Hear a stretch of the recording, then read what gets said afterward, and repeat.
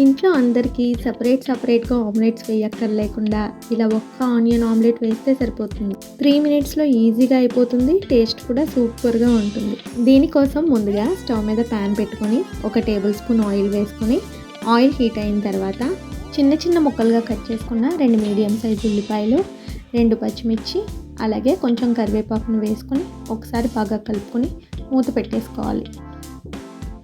1 నిమిషం తర్వాత ఉల్లిపాయలు కొంచెం మగ్గిన తర్వాత 1 టీ స్పూన్ సాల్ట్ వేసుకోవాలి. సాల్ట్ కలిసేంత వరకు బాగా కలుపుకొని మూత పెట్టేయాలి. మీకు నచ్చినన్ని ఎగ్స్ తీసుకోవచ్చు. నేనైతే 3 ఎగ్స్ తీసుకుంటున్నాను.